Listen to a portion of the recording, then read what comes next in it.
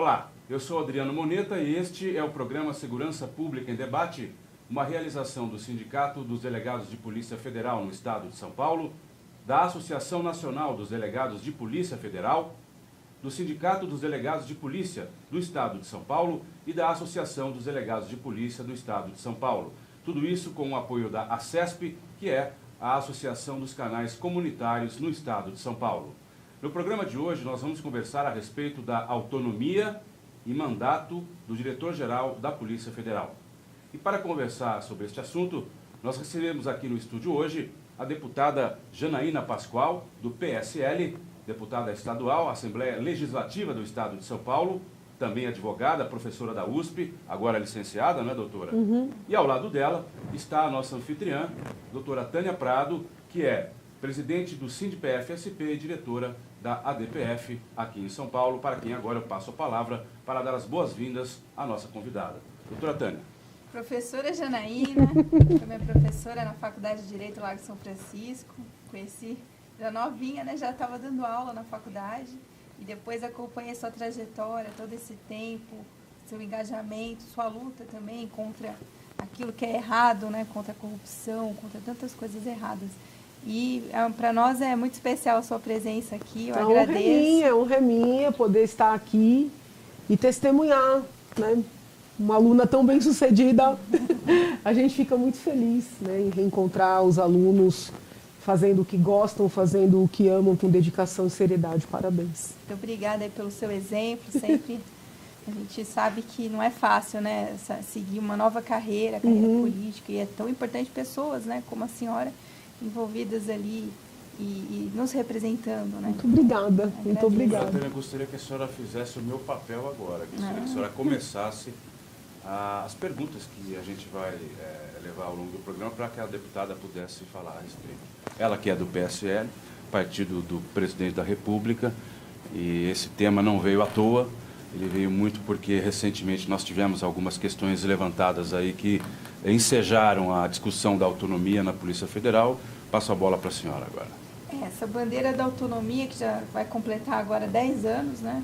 Uma bandeira que começou ali em 2009, né? Vamos pensar o que estava acontecendo, era pós-mensalão, pós muitas coisas, e ali havia uma necessidade realmente de proteger mais a Polícia Federal de ingerências de governantes, ingerências às vezes até não dolosas, mas que acabavam atrapalhando o bom funcionamento da instituição da Polícia Federal. E mesmo com tantas dificuldades, né, a gente olha para trás e vê que a Polícia Federal conseguiu desenvolver tantas investigações, operações fundamentais, e chegando ao ápice aí com a Operação Lava Jato, fases que ainda continuam a se desenvolver, mas sempre que acontece algum corte de recursos ou alguma tentativa de mudança de dirigentes da PF, a gente sabe que ali tudo isso acontece porque é uma instituição que tem uma vulnerabilidade muito grande. É claro, está dentro do Poder Executivo, os cargos de confiança são, no fim, né, quem dá a última palavra ali é o presidente da República, esse é o sistema atual, é previsto na lei, na Constituição, claro, mas a gente acredita que seria importante não só na Polícia Federal, em outras instituições também, até se pensar isso na Polícia Judiciária, uma blindagem, estudar alguma forma de proteger para que aquelas pessoas que estão trabalhando ali, sobretudo com os casos sensíveis, não sofram a interferência, né, numa troca de chefias, de superintendentes, que acabem viabilizando o trabalho, como acontecia muitas vezes lá atrás, a gente via essas ameaças às mudanças, né, de chefias e tal. Então, a gente queria ver, né, a sua opinião, o que a senhora pensa, o que poderia ser feito para fortalecer essas instituições de combate ao crime. Então, quando vocês fizeram aquele abaixo-assinado lá na Paulista, né, pela autonomia, eu subi e, como uma cidadã, assinei o abaixo-assinado. Sempre fui defensora da autonomia, sob o ponto de vista da institucionalidade, né? Nós temos que começar a pensar as instituições sob uma perspectiva de Estado e não de governo, porque os governos se sucedem, né, mas o Estado fica. Então, eu lembro uma vez de uma briga no meio do processo de impeachment, e aí no auge da Lava Jato, eu tive uma reunião de trabalho, um tema técnico de trabalho, e um dos participantes falou, você tem que entender que a Dilma, né, deixa a Polícia Federal investigar. Eu falei, como? Não, a Dilma deixa. Eu falei, mas não é questão de deixar ou não deixar. Não tem nada a ver a Dilma com a Polícia Federal, né? A Polícia Federal tem um papel técnico. Também quando existe algum tipo de desvio, vamos supor, da Polícia Federal, sem mando de ninguém, mas começar a querer perseguir A ou B, também é uma ilegalidade, né? Você querer, por exemplo, forçar uma situação, né? E falo isso da Polícia Federal, da Polícia Civil, da Polícia Militar, não importa, né? Agora, aparece um indício de uma ilicitude. Qual é o papel de uma polícia correta, uma polícia de Estado, seja ela federal, seja ela estadual? Apurar, né? Se a apuração será feita pela Polícia Civil, se será feita pela Polícia Federal, só depende da competência, né? Mas é necessário ter, quando eu falo autonomia, talvez a palavra autonomia não seja a melhor, é a liberdade de trabalhar tecnicamente. Então isso é necessário, né? A liberdade de trabalhar tecnicamente. Apareceu um indício, vamos apurar. Não importa se esse indício implica Tício, se implica Caio, né? Se implica alguém do partido A, do partido B, ou alguém sem partido. Se implica alguém da religião C, da religião D, ou alguém declaradamente ateu. O que interessa é a objetividade dos fatos. Não é assim? E passa sob o controle do judiciário. Isso, passa sob o controle do Ministério Público, do judiciário, que a gente espera que leiam os autos. Porque também existem situações tão esdrúxulas que a gente fala, meu Deus, será que ninguém leu isso? Né? E aqui, como Passou batido pelo estagiário. Ninguém leu. Né? Ninguém leu esse auto de instauração desse inquérito, ninguém leu essa denúncia, ninguém leu essa sentença. Então, é muito importante também ter em mente, para aquelas pessoas que têm autoridade, que quando alguém inocente é exposto, perde-se a confiança no sistema. Então, é muito importante que a autoridade tenha consciência do seu peso, do seu poder. Agir corretamente, agir licitamente, né, para estimular que outros também ajam corretamente e licitamente, não perseguir o honesto, responsabilizar sem abusos o culpado, né? Esses são princípios do Estado. Então, quando a gente fala em autonomia, é nesse sentido. Na verdade, eu penso dessa forma muito antes de entrar em contato com a pauta da Polícia Federal. Eu já penso dessa forma pela minha experiência trabalhando como assessora na Secretaria de Segurança Pública. Né? No início dos anos 2000, eu trabalhei na Secretaria de Segurança Pública aqui de São Paulo. E havia uma coisa chamada, falava-se, né, da NASA. O que era a NASA? Ainda há, doutora. Oi? Ainda há. O que era a NASA ou o que é a NASA? Depois eu não ouvi mais relatos. Aquele delegado que começa a investigar, começa uma investigação, de repente até começou uma investigação sem saber onde ia chegar, mas começa a se aproximar de alguém poderoso, por qualquer razão. Não sei, pode ser o poder do dinheiro, o poder da caneta, o poder político, não importa. Esse delegado rapidamente é tirado daquele posto e mandado para a NASA. Né? Ele fica, vamos dizer assim, sob congelamento. Então, já naquele momento, eu era muito jovem, né? Não tinha nem terminado o doutoramento ainda. Eu entendia que o delegado de polícia precisava ter alguma garantia, parecido com uma inamovibilidade, entendeu? Dali para cá, houve alguns avanços. Teve a lei, né, da autoridade policial. Pelo menos para deslocar tem que passar por um conselho. Então, assim, houve algumas ações de proteção, vamos dizer assim. Mas não sei se foram suficientes, né? Não sei se foram suficientes. Então, assim, esse meu pensamento, ele é até anterior, né? Essa questão toda de Lava Jato, ele é muito mais estrutural, né? Com isso eu não estou desmerecendo quem pense assim por força da Lava Jato, não é isso. Mas é algo que eu já penso há muitos anos. Né? É muito difícil uma pessoa trabalhar com liberdade, com uma perspectiva técnica, quando ela sabe que a qualquer momento ela vai poder ser deslocada da sua atividade, entendeu? Ou até reduzir a equipe de trabalho. Ela vai poder ser perseguida, ela vai poder ser punida, entende? Sim. Então, assim, Janaína, você é favorável a um mandato para o delegado geral? tanto na Polícia Civil como na Federal. E, por óbvio, talvez tenha que ter algumas previsões de que se esse cidadão abusar, no sentido de, vamos dizer assim, criar situações, forçar situações, plantar situações, objetivos, que ele pode ser punido, né? Algo equivalente a um crime de responsabilidade.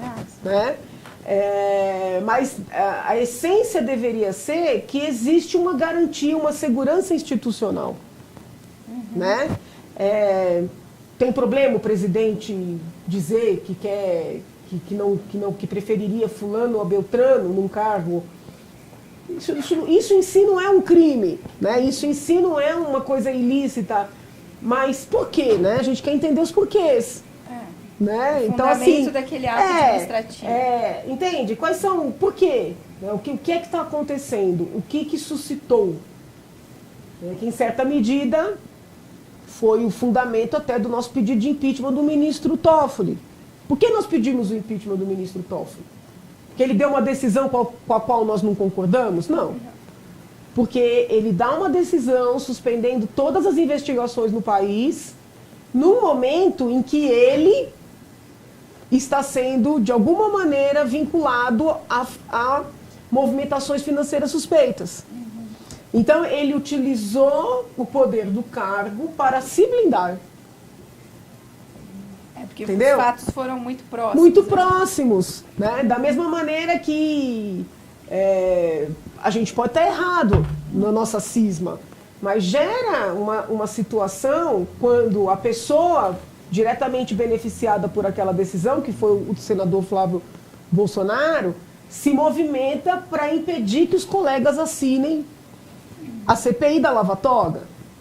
Pode ser uma coincidência, entendeu? Mas quem olha com algum distanciamento acha estranho, entende?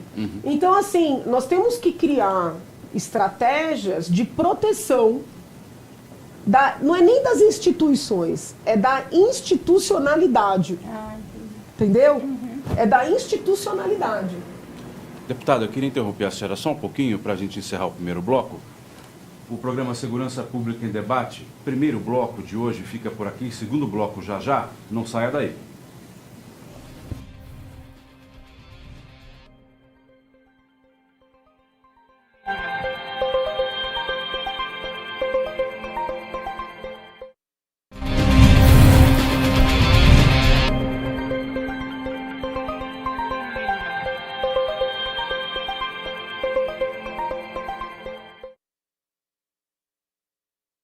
Segurança Pública em Debate, segundo bloco do programa de hoje, que estamos conversando a respeito da autonomia e do mandato para o diretor-geral da Polícia Federal. Eu vou reapresentar a nossa convidada de hoje, que é a deputada Janaína Pascoal, do PSL, também advogada, também professora licenciada da Universidade de São Paulo. Eu também me licenciei, não me licenciei, mas saí do escritório de advocacia, então não estou advogando. Só queria deixar claro. Ótimo. Ótima observação, deputada. Perfeito. E ao lado dela está conosco a nossa anfitriã da semana, a doutora Tânia Prado, que é a presidente do Sindicato dos Delegados de Polícia Federal no Estado de São Paulo e também diretora regional da ADPF. Deputada, a senhora estava traçando uma linha de raciocínio, eu tive que interrompê-la, eu gostaria que a senhora retomasse. Não, acho que eu consegui completar. Conseguiu? A gente tem que garantir a institucionalidade. Então, a ideia de ter um mandato para o delegado-geral é algo que protege. Né? São 2 anos? Ok, naqueles 2 anos haverá uma linha de trabalho. Né? Se a pessoa cometer alguma ilicitude, pode ser afastada pela ilicitude, mas não porque desagradou A ou B. Entendeu? Então existe até fake news, eventualmente, né? Sim, que estejam falando mas seria mais ou menos o que acontece na Procuradoria-Geral da República.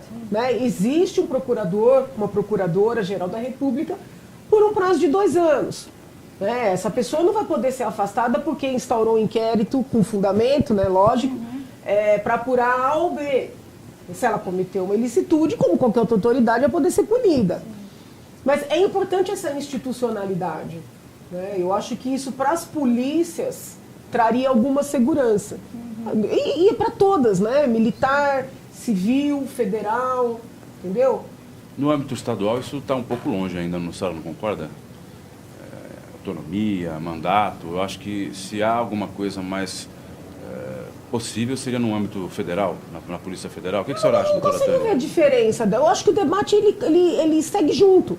Acho que alguns estados estão conseguindo algum. Talvez tenha tido aí um amadurecimento maior com relação à federal, porque a Polícia Federal ela conquistou um espaço no coração da população, entendeu? As outras polícias também têm, mas eu acho que houve aí nos últimos anos uma aproximação da Polícia Federal com a população. Então, talvez a pauta da autonomia da Polícia Federal mais forte, tenha ganhado aí mais adeptos, mais simpatizantes, mas eu não consigo enxergar que os debates corram separados, entendeu? Mas a senhora acha que, por exemplo, aí é uma discussão que a gente acha que nem precisa se estender muito aqui, mas é uma curiosidade. Essa questão de ter um mandato fixo não caberia mais às polícias judiciárias do que, por exemplo, a Polícia Militar, que tem um comandante geral, já que a Polícia Militar é ostensiva, preventiva, é um braço armado do Estado na prevenção e repressão de crimes, etc., ou isso não tem nada a ver? Eu não consigo ver essa diferença. Para mim, assim, é óbvio que a gente percebe mais a intervenção política, né, na polícia que a gente chama de judiciária. Mas existem situações que a PM também pode ser instrumentalizada politicamente. Então eu não acho que seria um pleito descabido. Entendi. Que o comandante-geral tivesse um mandato. Entendi. Entendeu? Até daria mais segurança para a tropa. É possível, sim. Entendeu? A gente sente mais a intervenção política nas polícias judiciárias. Por causa das investigações. Né? Mas, por exemplo, me incomoda muito perto de eleição. Às vezes você está passando numa rua, tem um monte de carro de polícia militar com aquela coisinha, e você vê que está tudo ali parado. Eu já cheguei a telefonar antes de ser deputada. Escuta aqui, por que tem tanto carro de polícia parado, com tanto local precisando de policiamento? Por quê? Porque quer dar aquela visibilidade. Percebe que a polícia militar também pode ser instrumentalizada? Nesse sentido, muito, E eu olho polícias como instituições do Estado. Entendeu? Não é o governo algo. Isso, a preocupação de preservar essas instituições. Doutora Tânia.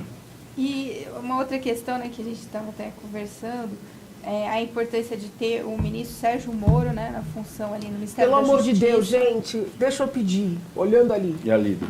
Não, desculpa, tá certo, é aqui mesmo. Isso. Por favor, aquelas pessoas que apoiaram a eleição do presidente, aquelas pessoas que apoiam a Lava Jato, as pessoas que apoiaram o impeachment, as pessoas que acreditam no processo de depuração do país, aconteça o que acontecer, não peçam para o Moro sair.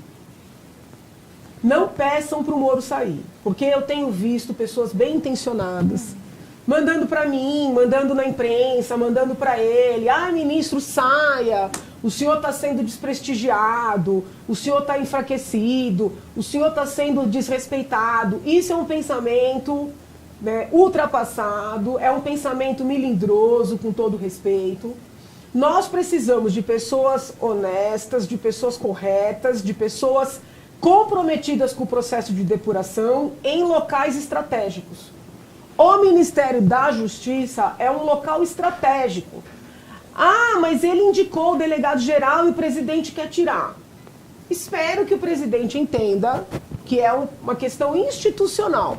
E aí eu não estou falando nem a favor nem contra nenhuma pessoa, né? Porque eu não tenho como dizer que eventualmente a pessoa que seria indicada pelo presidente seria uma pessoa má. Então eu não vou entrar nesse pessoalismo. Não vou entrar no pessoalismo. Mas é importante, para não gerar dúvidas, que o presidente compreenda, né, essa dinâmica da institucionalidade. Mas vamos imaginar que, eventualmente, o presidente não compreenda. Tem muita gente dizendo assim, não, porque se acontecer tal coisa, se o presidente fizer isso, o Moro tem que sair. Moro não tem que sair. Eu já li na imprensa isso. Moro é ministro de Estado, Moro é uma garantia para todos nós, é uma garantia de que o Ministério da Justiça não será instrumentalizado, né?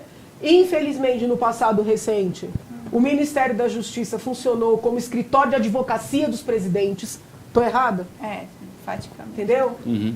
Os últimos ministros da Justiça funcionaram como advogados dos presidentes da República. E o ideal é que seja uma pessoa isenta. Muitos funcionaram. Então, assim, o ministro Sérgio Moro não vai fazer esse papel. Já mostrou que não vai fazer esse papel. E na parte penitenciária, né, ele vem mexendo bastante. Então muita gente quer que ele saia, né? Porque A senhora confunde. tem algum contato com ele, alguma coisa assim? Não temos proximidade, não temos. Muita gente acha que nós somos amigos de longa data. Eu nunca estive pessoalmente com o ministro.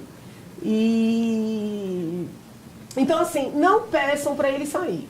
Porque se ele sair, se esse movimento que a gente acha que está acontecendo, espero que não esteja, mas de desmonte, né, de tudo que aconteceu nesse nosso processo de depuração, se isso estiver mesmo acontecendo e ele sair, vão enfiar alguém com o mesmo perfil que nós tivemos aí no passado recente.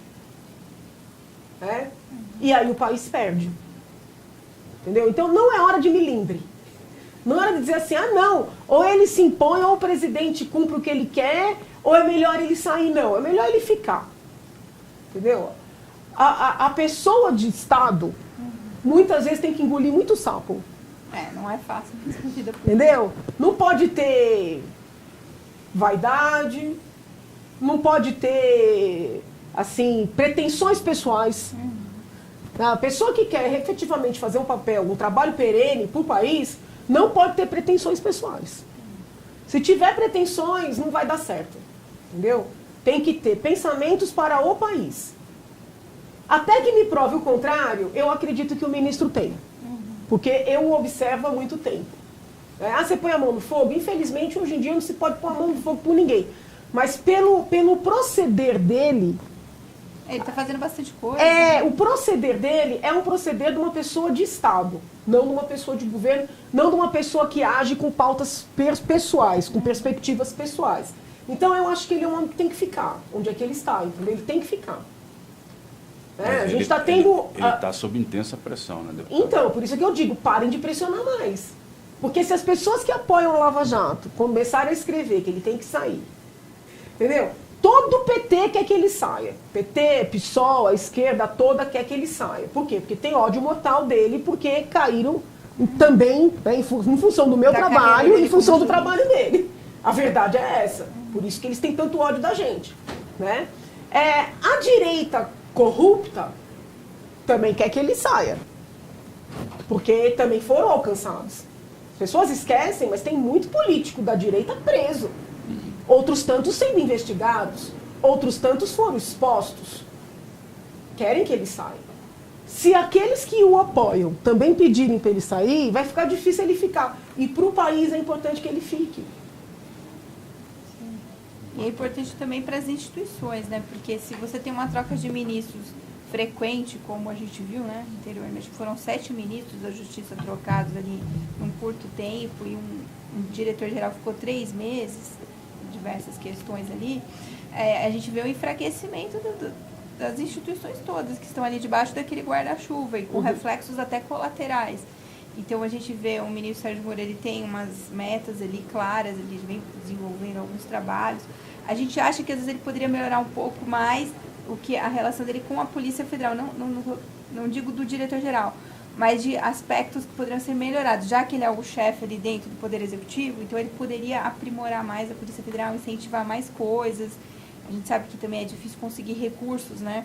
Mas ele vem tentando, a gente viu para a lei do ano que vem, a lei orçamentária, e é isso que se espera no ministro, que dê meios, mas que não se intrometa nos trabalhos, né, de quem está investigando, nem que diga acelere o caso ou evite fazer tal coisa. O papel dele, ele não pode entrar nisso.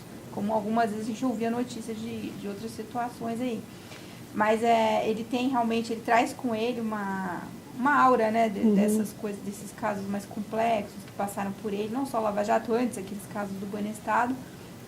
A presença dele é importante, mas ele precisa também, muitas vezes, olhar ali dentro dos órgãos que estão no guarda-chuva do Ministério da Justiça, também para dar uma melhorada mesmo, porque logo de cara, quando ele assumiu, ele fez o pacote anticrime, que tinha muitas questões polêmicas. Eu acho que ele gastou muita energia também. A gente entende, claro, que tem coisas importantes no pacote, até apoiamos vários pontos, mas acho que se ele vestir ali a camisa de que ele está dentro do Poder Executivo, então é ali que ele tem que fazer as coisas acontecerem, como ele veio fazendo na área penitenciária, então ele tem um potencial muito grande ainda de coisas para serem feitas, né? E também muitas vezes a gente vê alguns colegas ressentidos que ele poderia defender mais essa preservação do diretor-geral. Então, quem sabe ele já se manifestou a favor de um mandato de diretor-geral. Então, de repente, agora, quem sabe seja uma oportunidade dele puxar esse assunto também. Né? O problema é o seguinte, a gente não sabe o que ele está vivenciando internamente, entendeu? Será que se ele levantar essas pautas todas, que são justas, são legítimas, neste momento, será que ele não cai? Tudo é delicado. Então, assim, eu acredito que a gente está passando por um momento turbulento, né? Sim. Algo, assim, eu ainda não consegui...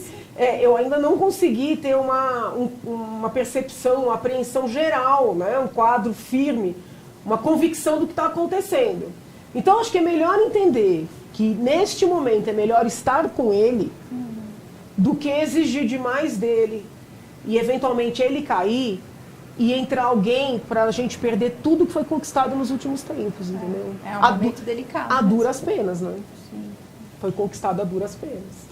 Deputada Janaína Pascoal, queria agradecer muito a sua presença aqui no programa de hoje. Infelizmente, já acabou o nosso tempo.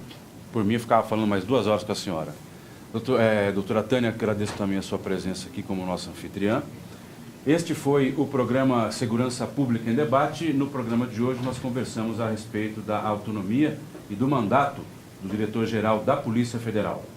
A você que nos acompanhou até aqui, o meu muito obrigado e até a próxima.